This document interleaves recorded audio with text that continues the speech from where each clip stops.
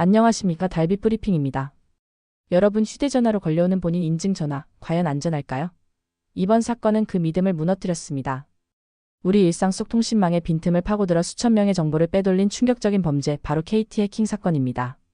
최근 몇 주 동안 KT 이용자들 사이에서 자신도 모르는 결제가 발생했다는 신고가 이어졌습니다. 새벽 시간대에 이뤄진 소액 결제, 피해자들은 공통적으로 ARS 인증 전화를 받은 적이 없다고 말했습니다. 그 배후에는 중국 국적 교포 2명이 있었습니다. 48세 장 모 씨와 44세 류 모 씨. 이들은 차량에 불법 소형 기지국, 즉 펨토셀을 설치해 돌아다니며 KT 가입자들의 신호를 가로챘습니다. 펨토셀은 원래 통신 음영 지역을 보안하기 위해 만든 장비였지만 이들의 손에 들어가 범죄 도구가 되었습니다. 장 씨는 펨토셀을 통해 인증 전화를 중간에서 빼돌려 피해자 대신 응답했고, 그 결과 피해자 명의로 결제가 승인됐습니다. 류 씨는 이렇게 만들어진 범죄 수익을 현금화했습니다. 두 사람은 역할을 철저히 나누어 체계적으로 범행을 이어갔습니다. 피해 규모는 충격적입니다. 경찰 조사에 따르면 부정결제는 278건, 피해액은 약 1억 7천만 원. 그러나 더 심각한 문제는 IMSI라 불리는 가입자 식별번호가 무더기로 유출된 사실입니다. 불법 펨토셀 2대에서 5,500건이 넘는 IMSI가 빠져나간 것으로 확인됐습니다. IMSI는 통신망에서 가입자를 고유하게 식별하는 핵심 번호입니다. 이름이나 주민번호처럼 직접적인 개인정보는 아니지만 다른 정보와 결합되면 위치 추적이나 신원 파악까지 가능해집니다. 현재까지 약 200건의 피해 신고가 접수됐지만 앞으로 피해 규모는 더 커질 수 있습니다. 경찰은 주범장 씨를 인천국제공항에서, 공범 류 씨를 서울 영등포구에서 각각 체포했습니다.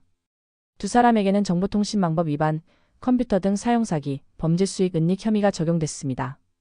이 사건이 특별히 충격적인 이유는 우리가 믿어온 ARS 인증 절차가 무력화됐다는 점입니다.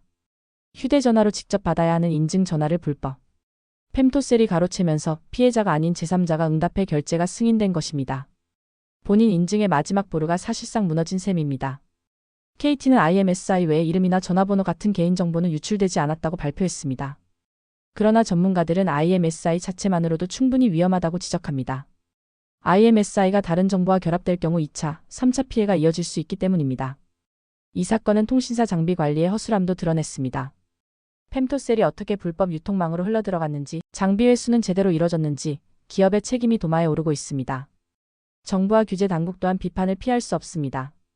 불법 장비 유통을 막을 제도적 장치가 부족했고, 그 결과 수천 명의 피해자가 발생했습니다. 사회적 파장은 큽니다. 통신사의 보안 관리에 대한 신뢰는 무너졌고 개인정보 불안은 다시 고조됐습니다. 중고 장비나 불법 유통 경로 관리가 방치돼 있었다는 사실도 확인됐습니다.